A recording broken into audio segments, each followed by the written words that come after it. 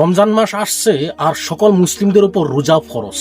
আসলে রোজার নিয়ত করা, সাহারি খাওয়ার সময় নিয়ত করা, রোজার নিয়ত করা, ইফতারের নিয়ত করা, আসলে নিয়ত করা যাবে কিনা, সুন্নত না বেদাত, নিয়ত করা সুন্নত না বেদাত, কি বলছে রাফিক বিন সাইদ, আমরা সম্পূর্ণ বক্তব্যটি আগে দেখে নিই। এইবার কি নামাইতো নাসুমা গদাটা বাদ দেওয়া যায় কিনা এই রমজানে? বহুত হইল, এই গদা এগুলি বাদ দেন। নামাইতো নাসুমা গদা, আমরা আশাবাদী এই ধরনের মিথ্যা দোয়া, মানুষের তৈরি করা দোয়া ইসলামিক ফাউন্ডেশনের ক্যালেন্ডারও থাকবে না। আপনারাও দয়া করে কেউ তৈরি করবেন না ব্যবসা প্রতিষ্ঠানের জন্য। ওখানে রাসূলের পদ্ধতিতে নিয়ত করতে বলা হয়েছে, পড়তে বলা হয়নি। ইন্নামাল আমালু বিন্নিয়াত, নিয়তের জায়গা হলো এখানে। আপনার ওটা প্রকাশ করার ব্যাপার না, আপনি মুখে মুখে বারবার বললেন আয়াত উচ্চারণ করে। আর এই গদা উচ্চারণ করলে বরং আরো পরবর্তী দিনের সিয়ামের জন্য বলা হয়। আস্তাগফিরুল্লাহ আযীম। দেখেন, শয়তান কিন্তু চালাক না, শয়তানের চক্রান্ত দুর্বল। যত বিদাতি দোয়া বিদাত আবিষ্কার করেছে শয়তান, এগুলো তো শয়তান আবিষ্কার করেছে। শয়তান আবিষ্কার করার কারণে এগুলো খুব ভালো টেকসই হচ্ছে না। কোরআন হাদিসের দলিলের কাছে এখন এগুলো নিষ্ক্রিয় হয়ে যাচ্ছে। কত শত বছর আগে শয়তান তৈরি করেছে নাওয়াইতু নাসুমা গদা। এখন এসে আমরা একটা বাচ্চা ছেলে পর্যন্ত বসতেছে গদা মানে আগামীকাল।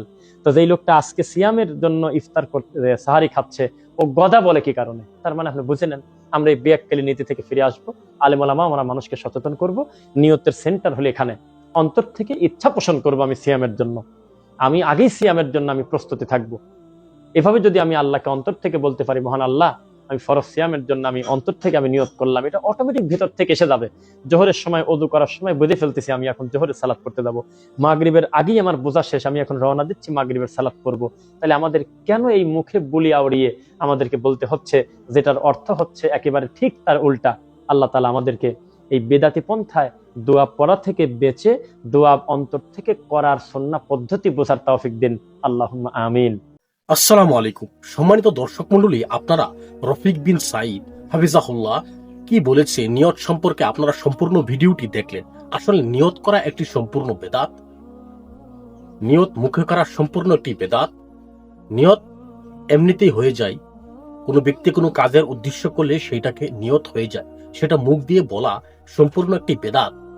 যেমনটাই বলল রাফিক বিন সাইদ, কোরআন ও হাদিসের মধ্যে কোথাও নিয়ত পড়তে হবে এরকম কোন হাদিস প্রমাণিত হয় না রাসূল সাল্লাল্লাহু আলাইহি ওয়াসাল্লাম থেকে। সেই জন্য আমরা কোনো নিয়ত করব না। নিয়ত সম্পূর্ণ একটি বেদাত, আর বেদাত একটি গুমরাহি, আর গুমরাহির পরিণাম জাহান্নাম। আল্লাহ সকল মুসলিম ভাই বোনদেরকে বেদাত থেকে বাঁচবার তৌফিক দান করুক। আর আমরা যারা যারা এই ভিডিওটি দেখছি তারা নিশ্চয়ই আমার এই চ্যানেলকে সাবস্ক্রাইব করবেন, আর ফেসবুক থেকে দেখলে নিশ্চয়ই ফলো করে রাখবেন। আরেক ভিডিওতে আবার দেখা হবে ইনশাআল্লাহ। আসসালামু আলাইকুম ওয়া রাহমাতুল্লাহি ওয়া বারাকাতুহু।